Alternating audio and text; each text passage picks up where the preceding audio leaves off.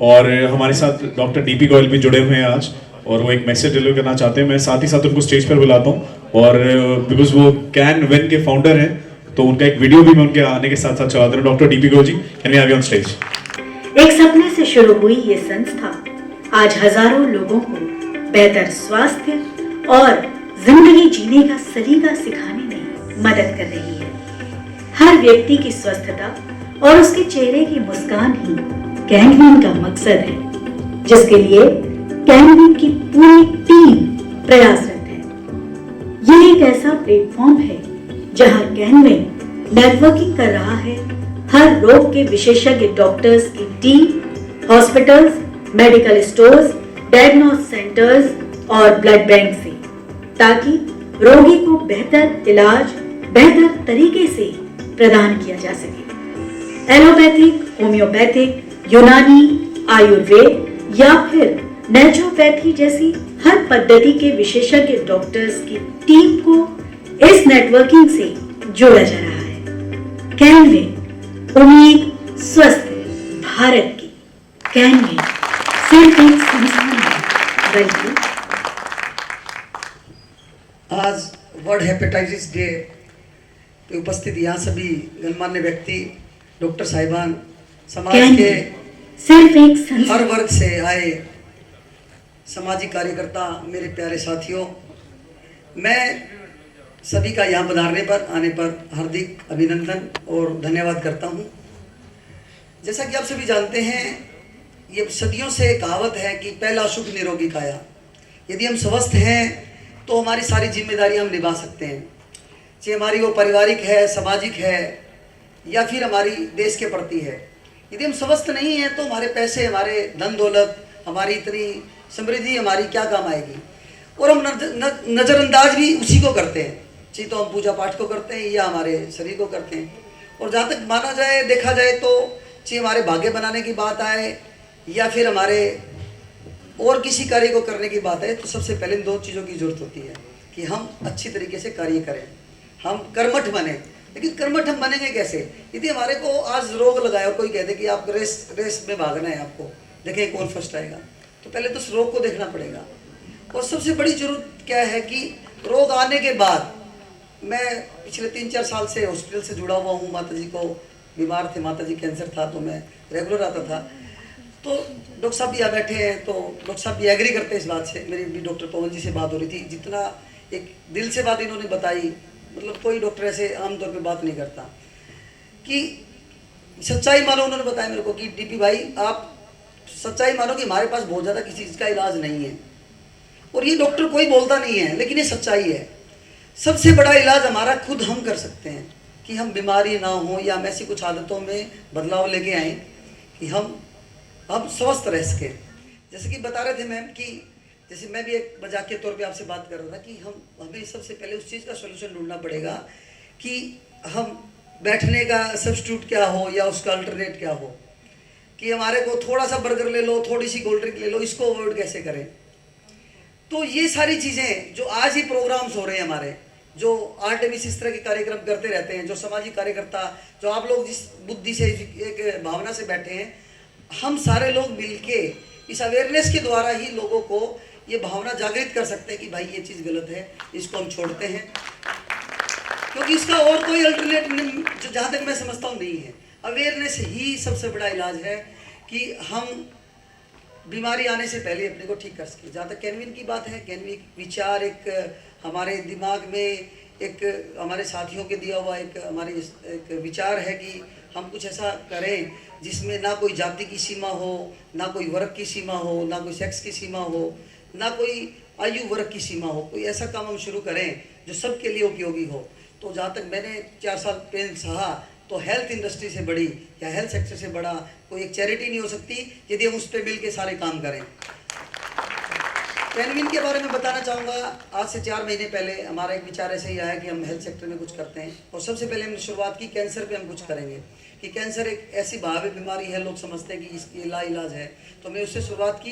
लेकिन जैसे जैसे ना समाज में आगे बढ़े, तो कुछ तो कैंसर का थोड़ा सा अभी भगवान की दया से कम लोगों में है, 2-3-4% लोगों में है। कुछ हमने बार बार कैंसर लोगों के आगे बताया तो लोग हमारे से बचने लग गए कि यार ये बार बार कैंसर कहेंगे, घर वाले कहते हैं तो बार बार कैंसर कहेगा तेरे को कैंसर हो जाएगा। क्योंकि मिथ हमारे समाज में ऐसे बहुत सारी हैं कि ये करने से मतलब आमतौर पे जो सही बातें हैं, सही जानकारी का अभाव है, या दूसरा कारण क्या है कि जानकारी बहुत ज़्यादा है। आज हमारी सोशल मीडिया से जानकारी इतनी आती है तो हमें ये नहीं पता होता ये जानकारी सही या गलत है। तो कैनमीन एक ऐसा नेटवर्किंग प्लेटफॉर्म, यदि हम उसकी डेफिनेशन की बात करें तो हमने एक प्रयास किया है कि हम एक ऐसा नेटवर्किंग प्लेटफॉर्म बनाएं जहां पर जितने भी हेल्थ से रिलेटेड जितने भी संस्थाएं काम कर रही हैं या जितने भी उस पर रिलेटेड हॉस्पिटल्स हैं, डॉक्टर्स हैं, मेडिकल इक्विपमेंट्स हैं, मेडिसिन शॉप हैं, कोई नर्सिंग सेवाएं हैं, इन सभी को एक प्लेटफॉर्म पे हम लेके आए और जो सिर्फ बिजनेस की सोच से काम नहीं करते, जिसकी एथिकल सोच है, जैसे आज पवन जी ने, डॉक्टर पवन ने बताया, और इसमें मैं मानता हूँ कि जैसे आर्टेमिस की बात करते हैं, आर्टेमिस भी उसी संस्था में से एक मैं मानता हूँ जो इस तरह के कार्यक्रम करके लोगों को अवेयर करते हैं कि हम बीमारी ना हो। तो उस तरह की संस्थाओं को हम इस प्लेटफॉर्म पे लेके आए और वहाँ पे जो जरूरतमंद है, जो अवेयरनेस जिसको चाहिए, जिसको जानकारी चाहिए, वो उस प्लेटफॉर्म पे आए और उसको हर रोग के बारे में एक सटीक और सकारात्मक और एक सही जानकारी उसको उपलब्ध हो और उसको हम उसका जी सिलेक्शन ऑफ डॉक्टर है, सिलेक्शन ऑफ हॉस्पिटल है, मेडिकल ट्रीटमेंट है, उसको कोई भी हेल्थ इंश्योरेंस लेना है, कोई भी उसको टेस्ट कराना है, कोई भी उसको जेनरिक मेडिसिन लेनी है, या इस तरह की किसी भी तरह की knowledge, even moral education, even उसको पॉजिटिव उसको एक फीडबैक की ज़रूरत है, तो हमारी संस्था उसमें कुछ ना कुछ अपना कंट्रीब्यूशन या रोल अदा कर सके। जहाँ तक पिछले 3 महीने 4 महीने की जर्नी की बात है, यदि हम बात करते हैं कि कितना हमें अचीवमेंट मिली, कितना हमने प्रयास किया, दोस्तों सबसे बड़ा अचीवमेंट मैं ये मानता हूँ कि हमने उसके कोई टारगेट हम नहीं मानते कि हमने यहाँ पहुँचना था, यहाँ पहुँचे। सबसे बड़ी बात जो है, जो लोगों का प्यार और जो समर्थन और जो साथ हमें मिल रहा है, जिस भी बंदे से, जिस भी दोस्त से, किसी भी रिश्तेदार से, किसी भी डॉक्टर, हॉस्पिटल, दवा, मेडिसिन सिस्टम, जिससे भी बात करते हैं, हर आदमी हमारे को दिल से एकदम भरपूर दिल से साथ दे रहा है। तो मैं मेरे साथियों के लिए यहाँ पे बैठे हुए, जो संडे के दिन लोग मानते हैं इंजॉय का दिन होता है, मौज मस्ती का दिन होता है, उसको छोड़ के यहाँ पे बैठे हैं, तो मैं आप सभी के दिल से धन्यवाद करता हूँ और आप सभी से अनुरोध भी करता हूँ। जैसे आज डॉक्टर साहब ने बताया कि हमारे को हमारे खान पान की आदतों में बदलाव करना चाहिए, फिजिकल एक्टिविटी करनी चाहिए, हमारे को खुश रहना चाहिए। दोस्तों दवा वो काम करती है जो हम लें, दवा जो तकिए के नीचे रख दी, अलमारी में रख दी, वो काम नहीं करती। तो चीज़ हम थोड़ा सा भी अपनाएं। यदि हम यहाँ आए बैठ के चले गए तो उसका कोई फ़ायदा नहीं होगा, क्योंकि यदि हम अपने आप से शुरू करते हैं तो हमारी सराउंडिंग अपने आप से ही शुरू करती है, अपने आप ही उसको देख के अवेयर होते हैं। तो सबसे बड़ी अवेयरनेस विचार, वाणी और व्यवहार की है कि विचार करें, हम अपने आप से पॉजिटिव बात करें और उसको व्यवहारिकता में अपने आप में लेके आएँ। तो अपने से ही देश है, अपने से ही समाज है, अपने से ही सारा सोसाइटी और हमारा परिवार है। तो जिसकी शुरुआत यदि हम करेंगे तो हम आगे बढ़ सकते हैं। एक डॉक्टर थे, पूछने लगे तूने कैनमीन तो बना ली, तू क्या करता है पहले ये बता। तो मैं मानता हूँ कि वो सबसे बड़ा मेरा वेल विशर है कि जो मानता है कि तू यदि ठीक है तो आगे कुछ कर सकता है। तो मैंने कहा जी, मैं आपने बात वैसे ठीक की, मैंने 5 दिन पहले गोमूत्र लेना शुरू किया है, खाली गिलास पानी पीना शुरू किया है, योगा करना शुरू किया है। तो मैंने कहा अब तू कर सकता है। इवन मैं आपको ये बात बताना चाहता हूँ, यदि आप अवेयरनेस फैलाना चाहते हैं, मेरे साथी हैं, मेरे कार्यकर्ता, मेरे भाई, मेरे दोस्त, मेरे रिश्तेदार यहाँ बैठे, तो हमें खुद से पहले उसको ठीक करना होगा और उसके बाद हम उसमें और आगे कंट्रीब्यूट कर सकते हैं। मैं कैनमीन की तरफ से आपसे अनुरोध करता हूँ कि इस प्लेटफॉर्म के बारे में ज़्यादा से ज़्यादा लोगों को बताएं। बताना 2 तरीके से है, इनवर्ड और आउटवर्ड। इनवर्ड, किसी रोगी को कोई परेशानी है, किसी को भी कोई, यदि किसी की कोई क्वेरी है, चाहे वो किसी भी तरह की है, तो वो क्वेरी हमारे तक पहुंचाएं, जिससे मैक्सिमम क्वेरीज हमारे पास आएंगी। हम डॉक्टर्स के साथ आगे डिस्कस करेंगे तो डॉक्टर्स भी हमारी ज़्यादा से ज़्यादा हेल्प करेंगे, हॉस्पिटल्स भी ज़्यादा हमारी हेल्प करेंगे। ये हमारी इनवर्ड है। आउटवर्ड जानकारी की बात ये है कि आपको लगता है कि कोई डॉक्टर उत्तराखंड के किसी एक गाँव में बैठ के इलाज करता है और उससे काफ़ी पेशेंट्स हमारे ठीक हो रहे हैं, ये हॉस्पिटल में इस ट्रीटमेंट का डॉक्टर बहुत अच्छा है, तो वो जानकारी, या फिर इस दवाई लेने से मेरे को ये फायदा हुआ, जैसे फीडबैक की बात करते हैं कैंसर पेशेंट्स की या नॉर्मल पेशेंट्स की, तो वो यदि हमारे पास फीडबैक आएगा तो आप विश्वास मानिए हमारी टीम इतनी ज़बरदस्त है। हमारे पास अभी तक 87,000 नंबर्स का डाटा हमारे पास अभी हमने गैदर कर लिया है। यूट्यूब चैनल पे हम अपने वीडियो बना के डालने वाले हैं। अभी हमारी टीम, हमारी बिल्कुल फुल इन हाउस टीम, हमारे सेक्टर 14 में हम ऑफिस बना रहे हैं, अभी 1 हफ्ते में शुरू हो जाएगा। तो इतनी डेडिकेटेड टीम है, इवन डॉक्टर्स भी हमारे को रात को 12 बजे भी रिवर्ट करते हैं कि हमने कोई रिपोर्ट भेजी करें। तो ये दोस्तों मैं आपसे सबसे अनुरोध करता हूँ, हमारा एक मिस कॉल नंबर है, उस पर आप मिस कॉल करें, हमारी संस्था के मेंबर बने, और जो भी हमारा वॉलेंटियर हमारे साथ जुड़ेगा, ये दिल की भावना है कि उसकी जितनी भी सेवा हो सकेगी वॉलेंटियर की, उसकी हेल्थ में हम पूरी कोशिश करेंगे। आज दोबारा से यहाँ पर आर्टेमिस हॉस्पिटल का, खासकर फरीद खान जी का और सभी डॉक्टर साहिबान का मैं अपने कैडमिन की तरफ से, हमारे सभी साथियों की तरफ से धन्यवाद करता हूँ, और सभी से अनुरोध करता हूँ कि कुछ ना कुछ यहाँ से पॉजिटिव मैसेज लेके जाए और अपने ज़िंदगी का हिस्सा बनाए। और आगे मेरे को उम्मीद और विश्वास है कि जब भी कैडमिन किसी भी मैसेज को आपको सिर्फ मैसेज करेगा, तो आप उस मैसेज को ही अपना इन्विटेशन समझ के हमारा साथ जरूर देंगे। धन्यवाद दोस्तों। मैं सभी डॉक्टरों को जो है धन्यवाद देता हूं कि आज उन्होंने इतना बहुत ही महत्वपूर्ण जानकारी दी। उन सभी डॉक्टरों के लिए जोरदार तालियां होनी चाहिए, क्योंकि ज्ञान और संगीत का ये अनूठा संगम है। आज जहां एक और आप आनंद उठा रहे हैं, वहीं दूसरी ओर जानकारी भी ले रहे हैं। ये बहुत ही खुशी की बात है। अब ये है कि निदान और आपकी जागरूकता ये बहुत ज़रूरी है, लेकिन अगर हो जाए तो उसके बाद क्या किया जाए, उसके बाद का एक जीता जागता उदाहरण मैं आपको देता हूँ। मुझे डायबिटीज भी है, मुझे बीपी भी है, मुझे फाइलेरिया भी है। उसके बावजूद भी मेरी मेंटल हेल्थ इतनी स्ट्रोंग है, इच्छा शक्ति इतनी स्ट्रोंग है कि मैं आज भी पूरा दिन काम करता हूँ, सक्रिय रहता हूँ। जो मेरी 79 में स्थिति थी, आज भी वही स्थिति है। 6 साल मुझे रिटायर हुए हो गए, लेकिन कोई मुझे कहता नहीं है कि आप रिटायर हो गए। आपने इससे, ये बहुत ज़रूरी है ज़िंदगी में। अब हम चलते हैं अगले गीत की ओर। मैं नुपुर जी और ऋषभ जी को आमंत्रित कर रहा हूँ एक बहुत प्यारे गीत के लिए, और गीत ये खुद बताएंगी ना, माइक उधर। हाँ, उससे पहले हमारे बीच हमारे कुछ साथी जुड़ चुके हैं। रेनू लूथरा जी, कविता गर्ग जी, ज्योत्सना जी, वे ऑर्गेनाइजर भी हैं। इसके अलावा निर्भया अर्जुन और सत्यनारायण जी, इन सब के लिए जोरदार तालियां। आज उन्होंने हमारे इस कार्यक्रम का हिस्सा बने, बहुत खुशी हुई। महित भट्टाचार्य और अलका याग्निक का गाया हुआ, जतिन पंडित का लिखा हुआ, जतिन पंडित और ललित पंडित का संगीतबद्ध किया गीत है फिल्म चलते चलते तोबा तुम्हारे ये इशारे। एक बार जोरदार तालियां हमारे इन कलाकारों के लिए। सबसे पहले मैं वेलकम करती हूँ अपने सारे डॉक्टर्स का, और थैंक यू बोलती हूँ यहाँ शो ऑर्गेनाइज करने के लिए। और सारे गेस्ट कविता गर्ग, ज्योत्सना, निर्भया जी, रेनू लूथरा जी, वीना अग्रवाल जी, सबका स्वागत है।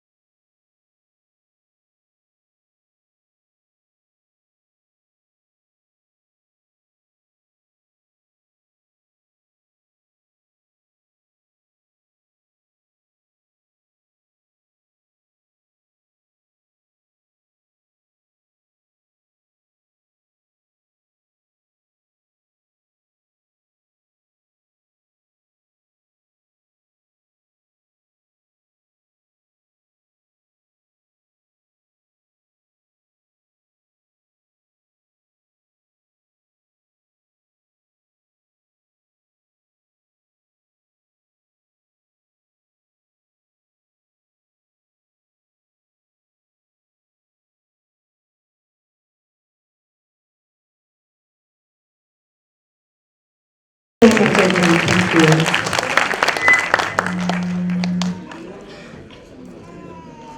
थैंक यू नुपुर जी, एक बार जोरदार तालियां फिर से नुपुर जी के लिए। और इसी के साथ मैं अपने अगले सेशन की तरफ बढ़ूंगा। डॉक्टर कपिल देव जामवाल जी को मैं एक बार स्टेज पर बुलाना चाहूंगा अपनी इंट्रोडक्टरी स्पीच के बाद। मैं चाहूंगा एक बार वो अपना एक हेल्दी इंटरैक्टिव सेशन आप लोगों के साथ जरूर करें। एक बार जोरदार तालियों के साथ स्वागत करें डॉक्टर कपिल देव जामवाल जी का। Doctor Kapil Dev ji. Good afternoon. तो जैसे कि हम काफ़ी हमारा मेंटल हेल्थ, फिजिकल हेल्थ के बारे में हो गया, लेकिन जो हमारा टॉपिक आज है हेपेटाइटिस, सो फोकस है हेपेटाइटिस बी और सी। सो अगर पेशेंट को हेपेटाइटिस बी और सी है तो हम क्या करें? Why hepatitis day not hepatology day? So WHO ने कुछ सोच के ही थीम बनाई होगी कि हेपेटोलॉजी क्यों नहीं, हेपेटाइटिस क्यों। मैंने पहले भी डिस्कस किया था, हेपेटाइटिस मतलब कि लिवर के सेल में सूजन, और सूजन के बाद प्रॉब्लम ये होता है कि अगर उसको नहीं रोका गया और वो इरिवर्सिबल स्टेज में चला जाता है, जैसे कि जिस पेशेंट को फाइब्रोसिस हो सकता है। फाइब्रोसिस मतलब कि गांठें बन सकती हैं, सरोसिस मतलब कि लिवर नोडुलस या सुगड़ सकता है, और अल्टीमेटली लिवर कैंसर हो सकता है। सो इसीलिए हेपेटाइटिस फोकस में है, ना कि हेपेटोलॉजी। तो हेपेटाइटिस दो टाइप का है। नॉन वायरल हेपेटाइटिस हमने डिस्कस कर लिया, जिसमें कि अल्कोहल और नॉन अल्कोहल हो सकता है, जैसे कि ओबीस पेशेंट्स में। वायरल हेपेटाइटिस में दो टाइप है, हेपेटाइटिस जो इस पे डिस्कशन है, हेपेटाइटिस बी। इसका WHO ने मिशन टारगेट किया है कि 2030 बाय 2030 वर्ल्ड में भी हेपेटाइटिस बी इज रिमूव्ड और cured from earth. Hepatitis C के लिए मिशन 2025, ये जो है 2025, बिफोर 2015 वाज नॉट पॉसिबल, क्योंकि उससे पहले जो ड्रग्स थी वो इनइफेक्टिव थी, या बोल सकते हैं बहुत कम इफेक्टिव थी। 60 to 70% क्योर था। बट अब जो ड्रग्स हैं after 2015 they have 95% chances of cure, अगर सही स्टेज में पकड़ा जाए। तो अगर हेपेटाइटिस सी है, हमारे पास दवाई है, ओरल दवाई है, जिससे कि वायरस शरीर से बिल्कुल नाश हो सकता है और पेशेंट फ्री, हम डिजीज फ्री घोषित कर सकते हैं। सो हेपेटाइटिस बी के बारे में बताता हूँ कि दुनिया में 2 billion people are suffering from hepatitis B. उसमें से 248 मिलियन HBV कैरियर्स हैं। कैरियर्स मतलब कि उनको डिजीज़ नहीं है, बट हेपेटाइटिस बी उनके किसी मात्रा में खून में है। और 6 लाख लगभग हर साल लोग दुनिया में मर जाते हैं, जिसमें से कि 2 लाख से 3 लाख इंडिया में मरते हैं। तो 3 लाख लोग इंडिया में जो क्यूरेबल या ट्रीटेबल डिजीज़ के कारण मर जाते हैं। ओवरऑल प्रिवेलेंस अगर हम 100 लोग देखें, 100 लोग में से 3 से 4 लोगों को हेपेटाइटिस बी होगा, और इंडिया में ये 2 से 7% के बीच में है। तो अगर आपके पास लगभग हम जैसे 200 हैं, अगर हम तो वैसे सिलेक्टेड क्लास में सबके टेस्ट हुए होंगे, अगर नॉर्मल हम रैंडम जनता में से 100 लोग लें तो उसमें से 2 से 7 आदमियों या लेडीज़ को हेपेटाइटिस बी होगा। और सबसे बड़ी बात ये है कि प्रिवेंटेबल वैक्सीन, सिर्फ एक इंजेक्शन, जैसे अब डॉक्टर अमिताभ बच्चन बोलते हैं 2 बूंद जिंदगी के, हेपेटाइटिस के लिए हम बोल सकते हैं 3 इंजेक्शन जिंदगी के।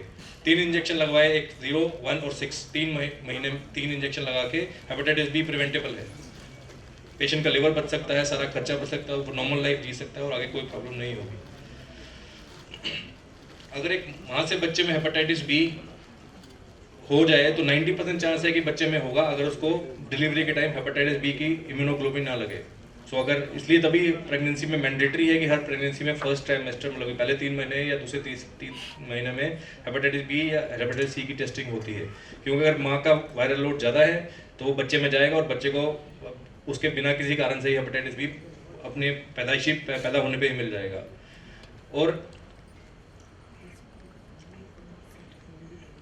और इसमें हार्ड फैक्ट्स हैं, जैसे कि हेपेटाइटिस बी में फैक्ट्स क्या है, जैसे आप जो 2 नीचे स्लाइड देख रहे हैं, ये राइट साइड पे ये हेपेटाइटिस बी का वायरस है, जो कि DNA वायरस है, स्मॉल वायरस, लगभग 30 किलो डाल्टन का साइज है, और ये खून के द्वारा। अब कुछ हार्ड फैक्ट्स आपको बताता हूँ, जैसे कि हमारा ये सोचना है कि ब्रेस्ट फीडिंग से हेपेटाइटिस बी फैलता है।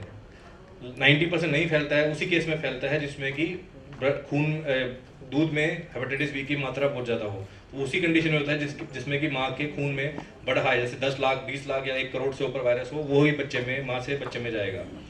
और ये किसी के साथ टच या कॉन्टैक्ट के साथ ट्रांसमिट नहीं होता है, यूजुअली ब्लड या इंजेक्शन या सेक्स के द्वारा ही हो सकता है, या माँ से बच्चे में हो सकता है। और ये धारणा थी कि ये माँ से बच्चे में जाता है, बाप से बच्चों में नहीं जाता है। बट अब ये स्टडीज जैसे अमेरिका में और ताइवान में स्टडी हुई है, जहाँ की प्रेवलेंस ताइवान में हाई है, कि देखा गया है कि अगर माँ में नहीं है लेकिन फादर में था तो बच्चों में भी देखा गया। तो ये एक धारणा थी कि सिर्फ माँ से होता है, लेकिन ये अब स्टडीज आई जिसमें कि बाप से भी जा सकता है। सो जो भी है उसको इलाज कराना है या बच्चों का टेस्टिंग करना है। और इंडिया में मोस्ट कॉमन रूट जो है वो माँ से बच्चे में है, माँ के से ही बच्चे में जाता है। ये इंडिया, बांग्लादेश, पाकिस्तान, चाइना, यही रूट है। सो सबसे इम्पोर्टेंट तभी डॉक्टर अतुल ने बताया, हम ये डिस्कस करते हैं कि फैमिली को डायग्नोस करना है। तो अगर एक हमारा ये धारणा है कि अगर एक माँ को इन्फेक्शन है, उसके 6 बच्चे हैं, तो 2 से 3 बच्चों में हेपेटाइटिस बी जाएगा ही जाएगा। ऐसा नहीं हो सकता कि सिर्फ एक को होगा बाकी 2 को नहीं। तो अगर एक की टेस्टिंग हुई है, बाकी 5 की टेस्टिंग और माँ की टेस्टिंग होनी चाहिए। ऐसे ही फैमिली स्क्रीनिंग करनी चाहिए, क्योंकि अगर वो डिजीज स्टेटस देखना है, अगर डिजीज अर्ली स्टेट में है तो ट्रीटमेंट स्टार्ट करना है, अगर बिल्कुल लो अकल्ट या कैरियर स्टेट है तो उसको फॉलोअप करना है, और अगर डिजीज आगे जा चुकी है तो उसको आगे बढ़ाने से रोकना है। दूसरी बीमारी है हेपेटाइटिस सी। हेपेटाइटिस सी को हम हिंदी में काला पीलिया भी बोलते हैं। लगभग 100 मिलियन लोग बार दुनिया में पॉजिटिव हैं, और ओवरऑल प्रिवेलेंस अगर देखा जाए 1% पॉपुलेशन वर्ल्ड में हेपेटाइटिस सी है। तो अगर 100 लोग आपके साथ दुनिया में मिलते हैं तो एक आदमी को हेपेटाइटिस सी होगा। मोस्टली ट्रांसमिशन जो इसकी है वो इंजेक्शन के थ्रू है, और माँ से बच्चे में चांस कम है, बट हो सकता है। हेपेटाइटिस सी हेपेटाइटिस बी से ज़्यादा डेंजरस है, क्योंकि हेपेटाइटिस बी का कैसा मोड है कि वो इम्यूनिटी से बचता है। तो जब इम्यूनिटी, एक आदमी की इम्यूनिटी या सहन शक्ति, इम्यून सेल्स ज़्यादा काम कर रहे हैं, हेपेटाइटिस बी उस टाइम शांत हो जाता है। लेकिन हेपेटाइटिस सी उसका उल्टा है, वो उल्टा अटैक करता है, तो आपकी इम्यूनिटी को दबाएगा और जल्दी मल्टीप्लाई करता है और लिवर को जल्दी खराब करता है। सो अगर 100 लोगों को 100 बच्चों में हेपेटाइटिस माँ के टाइम, पैदाइशी के टाइम मिलता है, 90% में या 60-80% में आगे जाके हेपेटाइटिस ही हो गई। लेकिन सबसे बेस्ट थिंग ये है कि ये क्यूरेबल है। अगर अर्ली स्टेज में पकड़ा जाए हेपेटाइटिस सी क्यूरेबल से, ओरल दवाई से, 2 से 3 महीने की ओरल दवाई से हेपेटाइटिस सी क्यूरेबल है, जो कि पहले नहीं था। मेरे पास ऐसे पेशेंट, मैं से पहले यहाँ आने से पहले ILBS में था। मेरे पास कई पेशेंट हैं जो कि गवर्नमेंट ऑफ इंडिया में बड़े बड़े एम्प्लॉय हैं, उन्होंने अमेरिका से इंपोर्ट करके दवाई 40 लाख रुपए में मंगाई है। 40 लाख रुपए में 3 महीने की दवाई, जो कि अब 40,000 में आ जाती है। गवर्नमेंट इंडिया के और कंपनीज के एफर्ट से इतना सस्ता हो चुका है ट्रीटमेंट की, 3 महीने की ट्रीटमेंट सिर्फ 40,000 में है और क्यूरेबल है। इससे अच्छा क्या चाहिए? पहले हम इंजेक्शन लगाते थे 26, 28 हफ्ते के, उसके बाद भी सिर्फ 60% चांसेस था क्योर का। और जो अनफॉर्चुनेट इसका है कि इसका वैक्सीन अवेलेबल नहीं है। सो टेस्टिंग और ट्रीटमेंट ही इसका इलाज है। सो फिर दोनों में डिफरेंस क्या है? हेपेटाइटिस बी जो है वो हाईली प्रेवेलेंट इन इंडिया है, और जबकि हेपेटाइटिस सी की लो प्रेवेलेंस है, लेस देन 1% पॉपुलेशन में है।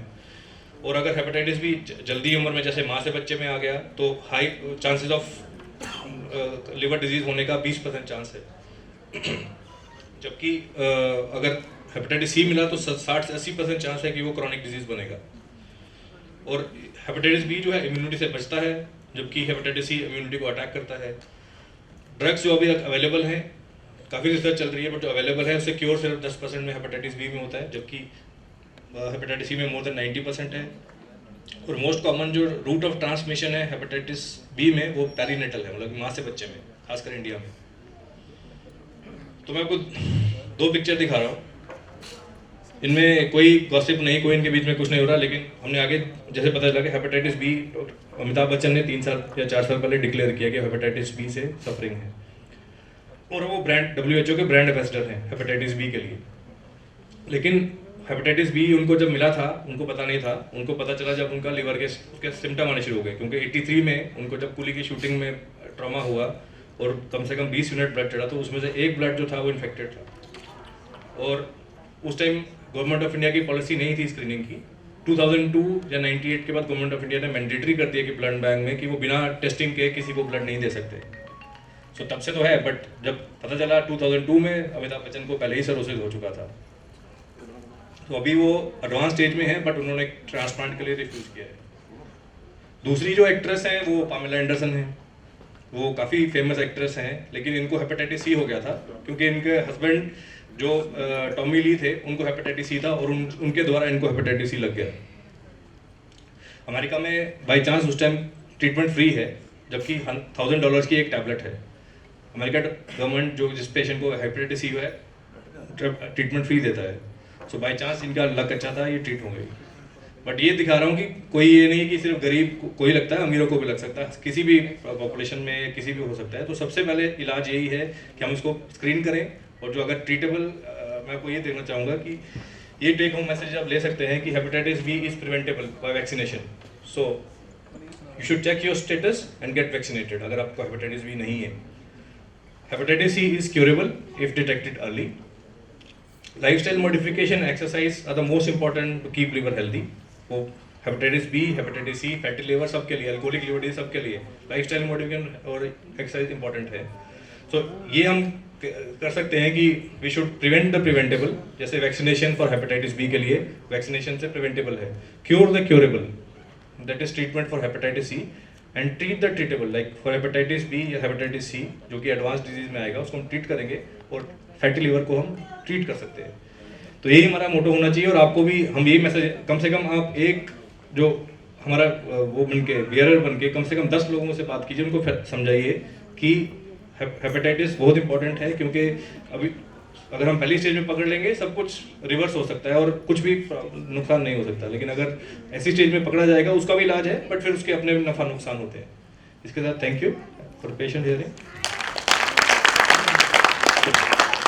आई थिंक एक बार जोरदार तालियां डॉक्टर कपिल जामाल जी के लिए. बड़ा अच्छा उन्होंने टेक होम मैसेज हमें दिया है कि prevent the preventable, cure the curable and treat the treatable. इसी के मैसेज के साथ आज मुझे लगता है हेपेटाइटिस डे पर आप लोग को हेपेटाइटिस की काफ़ी नॉलेज हुई है. हम इसकी एक सिंबॉलिक वॉक हमने एक प्लान करी हुई है आज.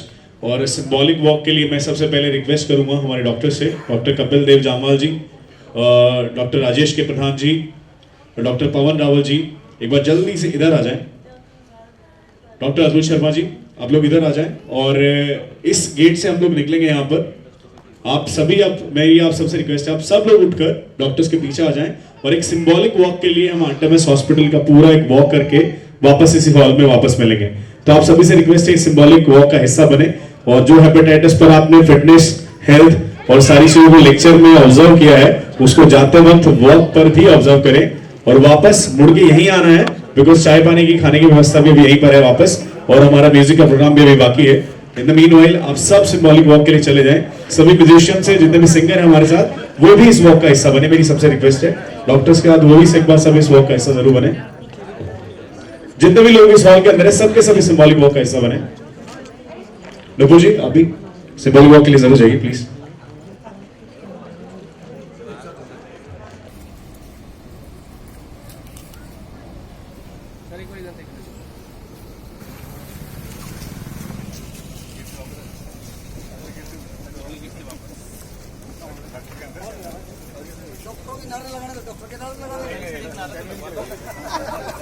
डॉक्टर पवन रावल जिंदाबाद.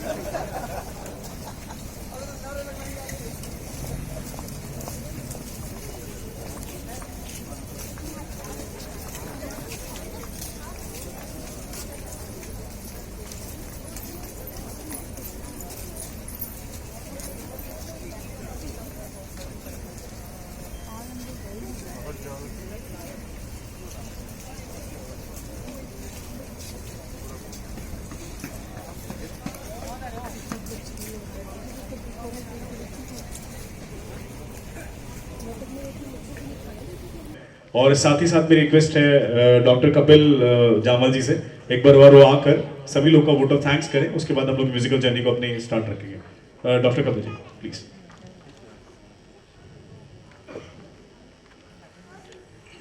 सो अब हम लास्ट उस पे आ गए हैं. तो पहले मैं सबका थैंक यू करना चाहता हूँ सब लोगों का जो आए. उसके बाद जो है Canwin foundation, doctor DP Goyal का, उनका थैंक यू करना चाहता हूँ. फिर हमारे जो पैशन ग्रुप है और स्पेशली मिस नूपुर का थैंक यू हमारे लिए. उसके बाद जो जा रहे हमारी जो टीम है जो आई गेस्टों की टीम, और सबसे बड़ा फरीद भाई का big round of applause for Farid भाई.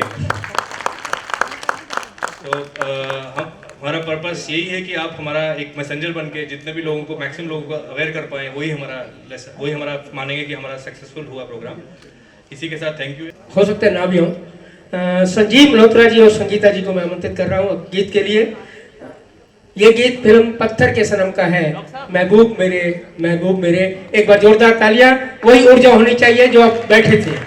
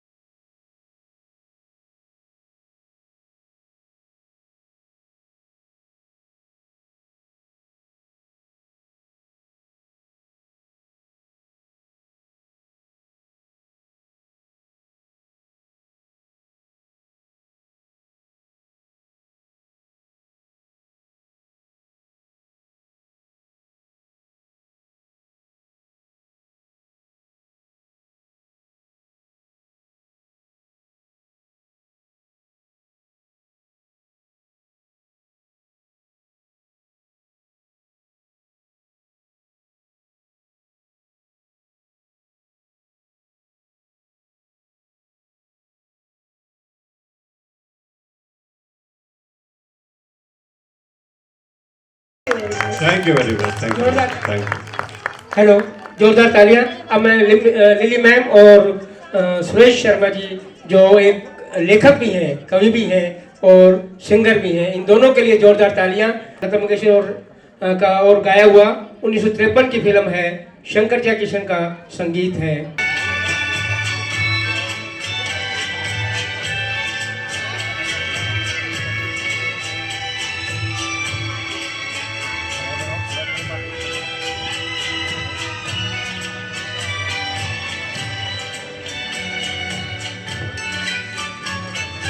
याद किया दिल ने कहाँ हो तुम, झूमती बहार है कहाँ हो तुम, प्यार से पुकार लो जहाँ हो तुम, प्यार से पुकार लो जहाँ हो तुम। याद किया दिल ने कहाँ हो तुम, झूमती बहार है कहाँ हो तुम, प्यार से पुकार लो जहाँ हो तुम, प्यार से पुकार लो जहाँ हो तुम।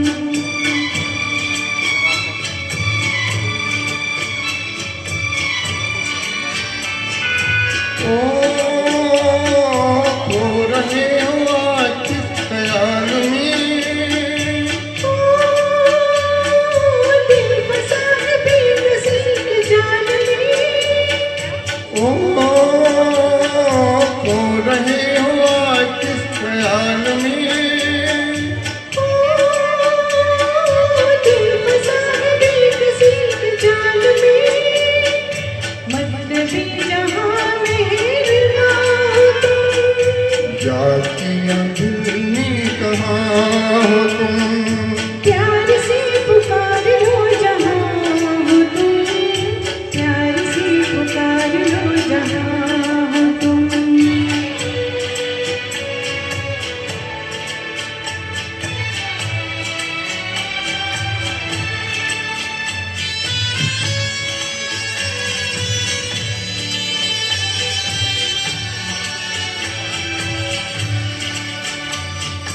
ओ रात ढल चुकी है सुबह हो गई, मैं तुम्हारी याद में खो गई, ओ रात ढल चुकी है सुबह हो गई, मैं तुम्हारी याद में खो गई, अब तो मेरी दास्तां हो तुम, याद किया दिल ने कहाँ हो तुम, प्यार से पुकार लो जहाँ हो तुम, प्यार से पुकार लो जहाँ हो तुम।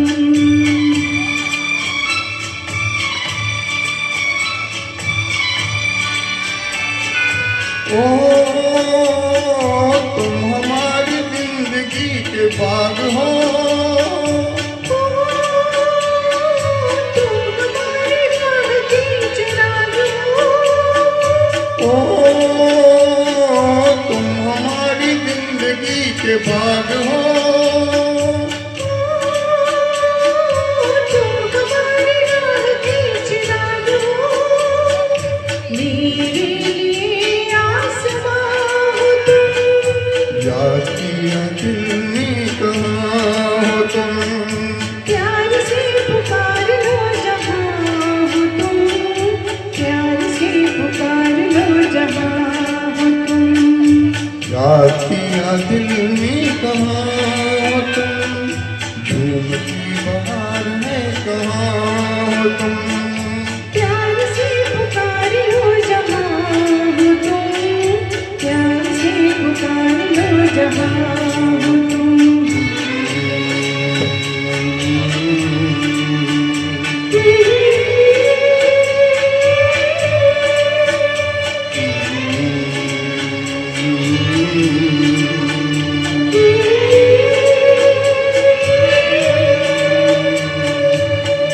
क्या बात है, क्या बात है। Thank you very much. अगला गीत लेकर के आ रहे हैं रवि जोशी जी। वो आप सभी के लिए है। डॉक्टर से अच्छा कौन हो सकता है, वो हमेशा रोगियों का ध्यान रखते हैं रोगियों को जीवन दान देते हैं, रोगियों को जीवन दान देते हैं। एक बार जोरदार तालियां हमारे सभी डॉक्टर्स के लिए।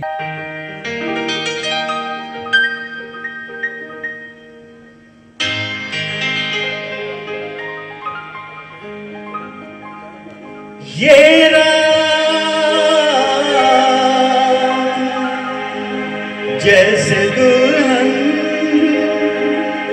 बन गई चरागों से,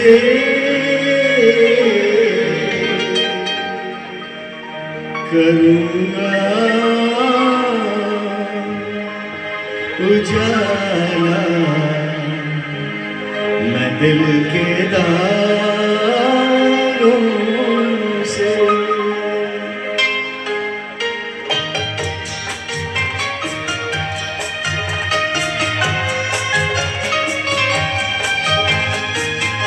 आज की रात मेरे दिल की सलामी ले ले, दिल की सलामी ले ले।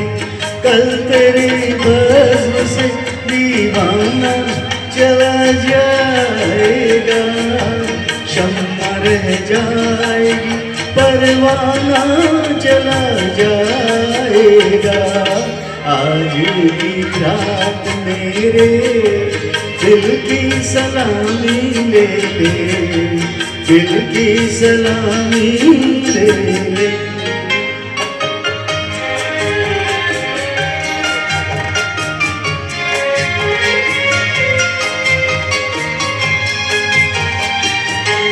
तेरी महफिल तेरे जलवे हो मुबारक तुझको, तेरी उल्फत से नहीं आज इनकार मुझे। तेरा रहमान सलामत रहे ऐ जान वफा, मुस्कुरा कर तू जरा देख एक बार मुझे, फिर तेरे प्यार का मस्ताना चला जाएगा। कल तेरी बज़्म से दीवाना चला जाएगा, शम्मा रह जाए परवाना चला जाएगा। आज की रात मेरे दिल की सलामी ले ले, दिल की सलामी ले ले।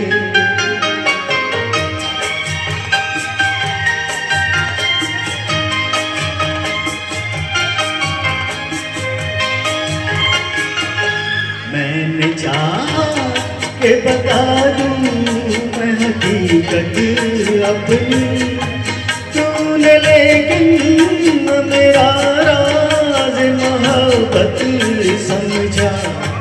मेरी उलझन मेरे हालात यहाँ तक पहुँचे, तेरी आँखों ने मेरे प्यार को नफरत समझा। अब तेरी राह से बेगाना चला जाएगा, कल तेरी बज़्म से दीवाना चला जाएगा। शम्मा रह जाए परवाना चला जाएगा। आज की रात में दिल की सलामी ले ले, दिल की सलामी ले ले।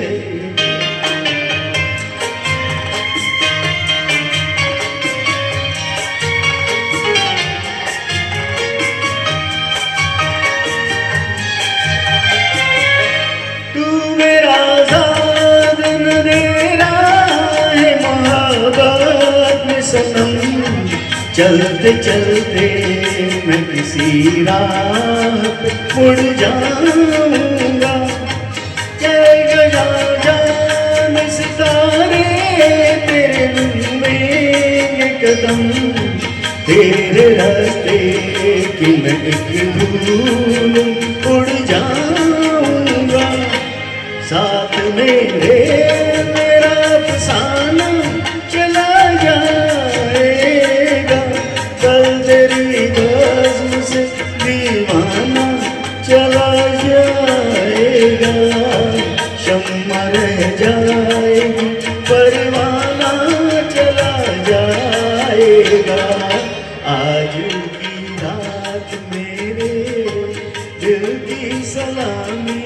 दिल की सलामी ले ले।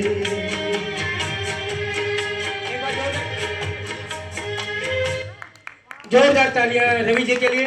अब अब्दुल जी को मैं आमंत्रित कर रहा हूँ। भोले ओ भोले। सलाम, नमस्कार, आदाब, सत श्री अकाल। भोले ओ भोले,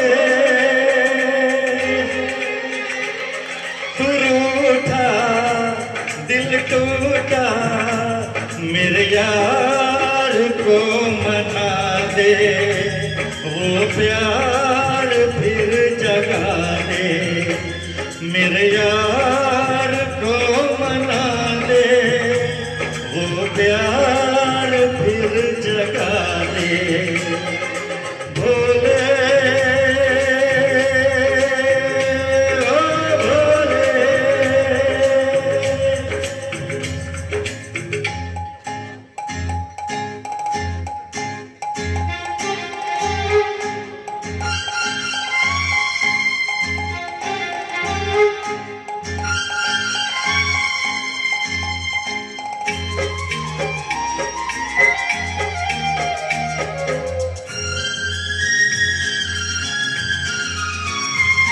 वो बिछड़ा तो कसम से फिर मैं न जी सकूंगा, मेरे भोले तेरे जैसे मैं जहर न पी सकूंगा। जिस मुँह में वो जान है मेरी, उसको नहीं पहचान है मेरी,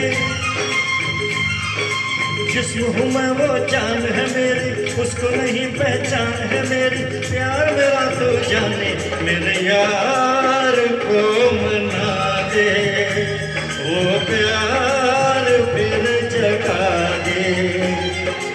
भोले ओ भोले,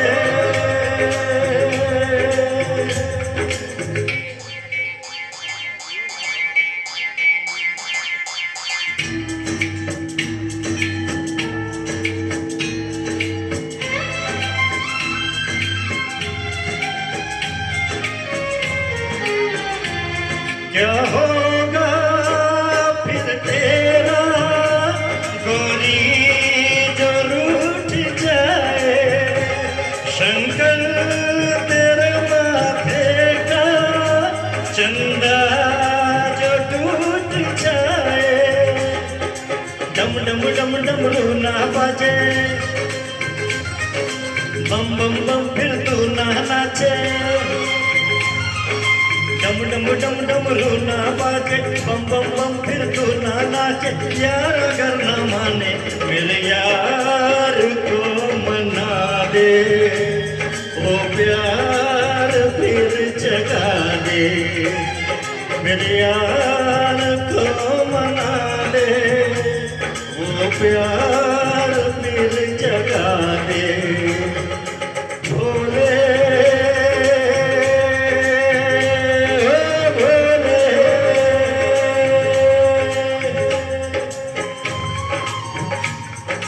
टूटा, मेरे यार को मना दे, वो प्यार फिर जगा दे, मेरे यार को मना दे, वो प्यार फिर जगा दे।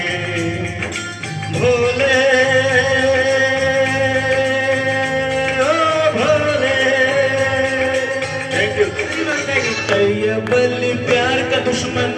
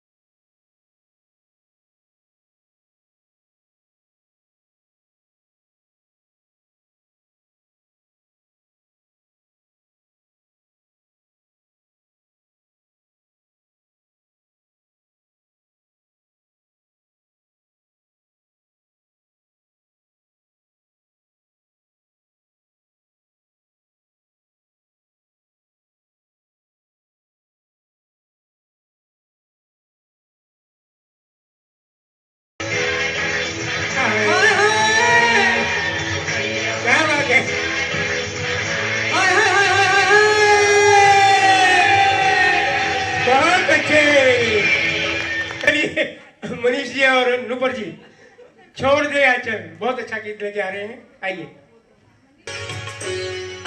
छोड़ दो आंचल जमाना क्या कहेगा, ओ छोड़ दो आंचल जमाना क्या कहेगा। जमाना भी है दीवाना, दीवाना क्या कहेगा। छोड़ दो आंचल जमाना क्या कहेगा। जमाना भी है दीवाना, दीवाना क्या कहेगा। छोड़ दो आंचल जमाना क्या कहेगा।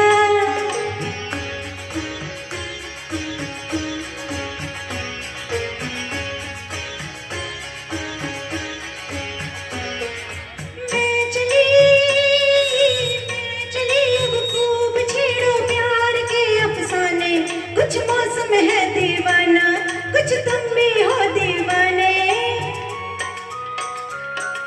मैं चली अब खूब छेड़ो प्यार के अफसाने, कुछ मौसम है दीवाना, कुछ तुम भी हो दीवाने। जरा सुनना जाने तमन्ना, जरा सुनना जाने तमन्ना, इतना तो सोचिए मौसम सुहाना क्या कहेगा।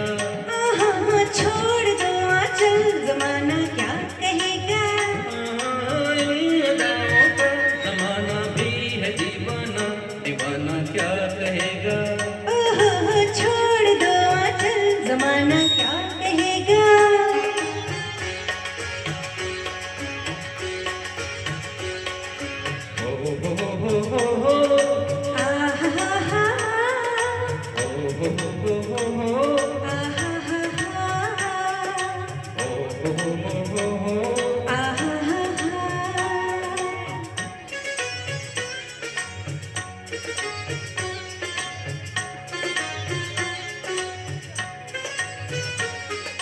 यूं न देखो जाग जाए प्यार की अंगड़ाई, ये रिश्ता ये तन्हाई, लो दिल ने ठोकर खाई। यही दिन है मस्ती के दिन है, ओ यही दिन है मस्ती के दिन है, किसको ये होश है अपना बेगाना क्या कहेगा।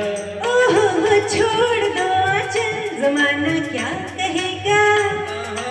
इन अदाओं का जमाना भी है दीवाना, दीवाना क्या कहेगा।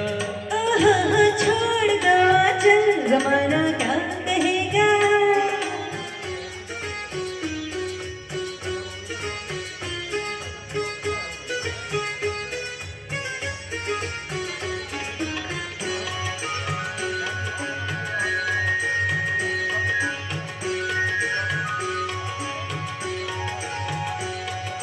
ये बहारे ये फुहारे ये बरसता सावन, थर थर कांपे है तन मन, मेरी बैया धर लो साजन। ये बहारे ये फुहारे ये बरसता सावन, थर थर कांपे है तन मन, मेरी बैया धर लो साजन। जियाना दिल में समाना, जियाना दिल में समाना, एक दिल एक जान है हम तुम, जमाना क्या कहेगा। छोड़ दो आंचल जमाना क्या कहेगा। इन अदाओं का जमाना भी है दीवाना, दीवाना क्या कहेगा। दीवाना क्या कहेगा। जमाना क्या कहेगा। दीवाना क्या कहेगा। जमाना क्या कहेगा। हमारे बीच बलदेव सांख्यान जी और वृद्धि जी भी हो सकता है पहले आए हो, मेरी नज़र न गई हो। आप दोनों का बहुत बहुत मैं आभार व्यक्त करता हूँ कि इतनी दूर चल करके यहाँ आए, आप बहुत आभारी हैं। अब जो है मैं अगले गीत के ऋषभ जी को आमंत्रित कर रहा हूँ। ऋषभ जी आए, कुछ तुम सोचो कुछ हम सोचे। सोनू निगम का गाया हुआ है, फिल्म दीवाना।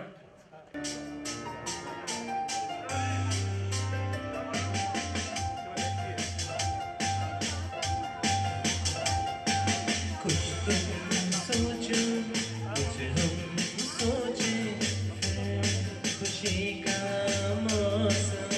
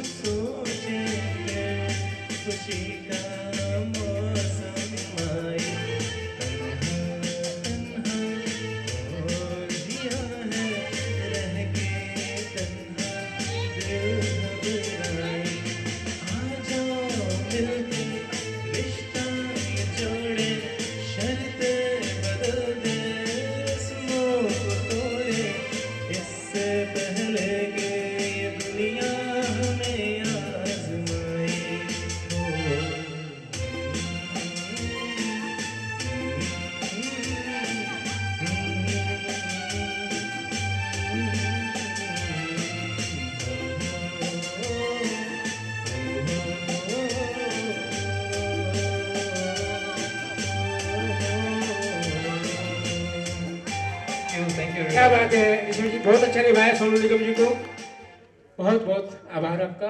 अब मैं श्याम जी और संगीता जी को आमंत्रित कर रहा हूँ फिल्म अभिमान के लिए। 1973 की फिल्म थी ये, लता जी और किशोर जी का गाया हुआ। पवन जी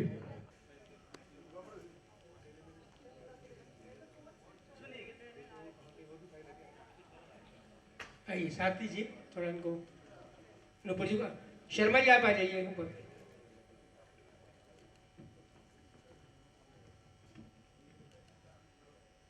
एक बार तालियां हो जाए, जितने भी साथी बैठे हैं थोड़े तालियां हो जाए हमारे, और हमारे साउंड के लिए जो है मैं बहुत दूर से याद कर रहा था, पवन जी और आपके, आप दोनों के लिए अनिल जी।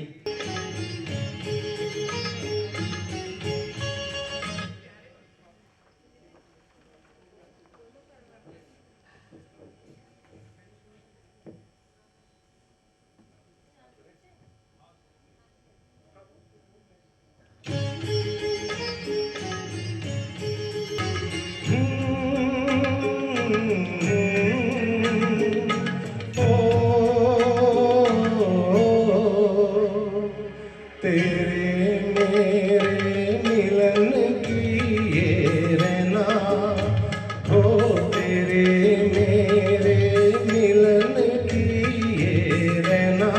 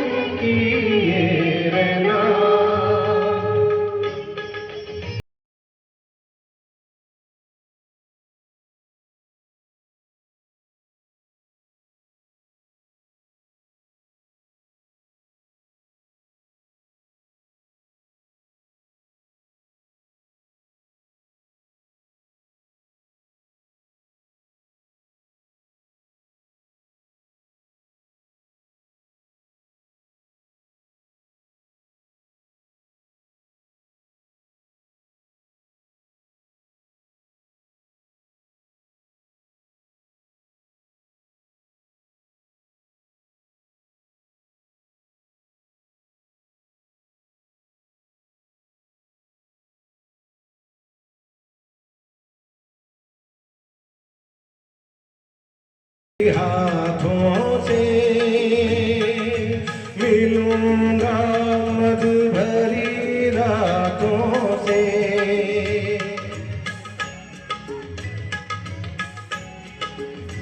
धड़कन पलकवा भर दूंगी तेरा मन। नहीं अदा से सताएगी, नई अदा से सताएगी, तभी तो चंचल है तेरे नैना। देखो ना, देखो ना तेरे मेरे मिलन की ये रैना। नया कोई गुल खिलाएगी, नया कोई गुल खिलाएगी, तभी तो चंचल है तेरे नैना। देखो ना, देखो ना तेरे मेरे मिलन की ये रैना। शुक्रिया। Thank you very much. बहुत अच्छा संगीता जी और श्याम जी। तो जितने हमारे म्यूजिक लवर बैठे हैं, आखिरी गीत के लिए नुपुर जी के लिए तालियां बजा दें। क्या बात है, क्या बात है। और उसके बाद मैं जितने भी साथी यहाँ हैं उनके प्रति आभार व्यक्त करता हूँ कि आप लोगों को ये प्रोग्राम कैसा लग रहा है। बहुत बढ़िया, चलिए बहुत अच्छी बात है।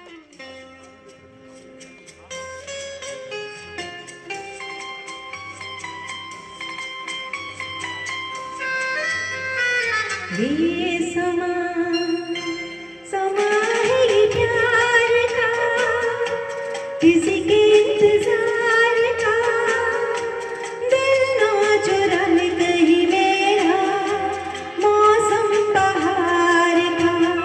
ये समा समा है ये प्यार का, किसी के इंतजार का, दिल ना चुरा ले कहीं मेरा मौसम बहार का।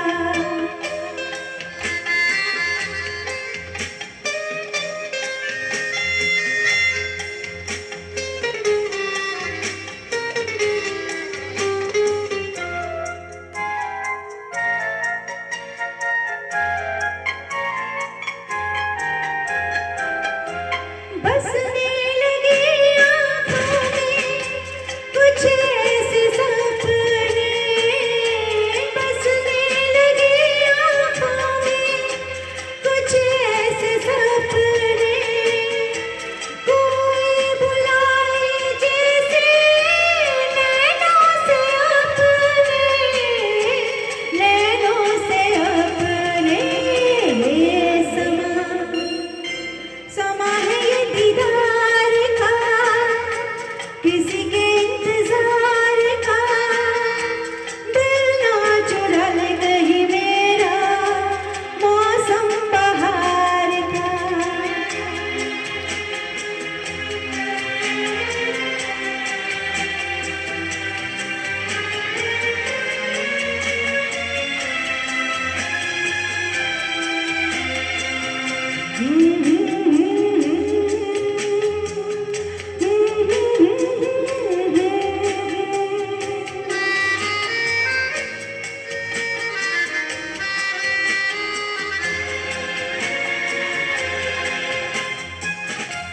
मिलके ख्यालों में ही अपने बलम से, मिलके ख्यालों में ही अपने बलम से, नींद गवा दी मैंने अपनी कसम से, अपनी कसम से। ये समा है ये खुमार का, किसी के इंतजार का, दिल ना चुरा ले कहीं मेरा मौसम बहार का।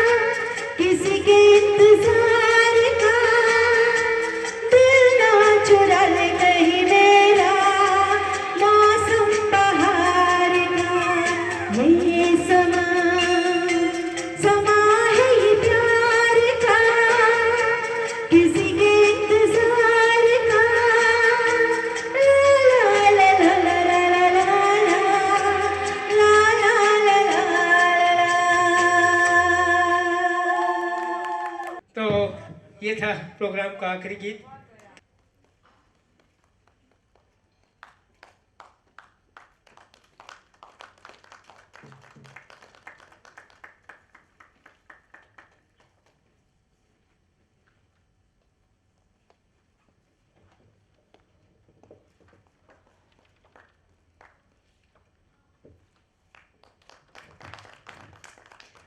है दम, अभी है दम, आ रही हैं आवाजें।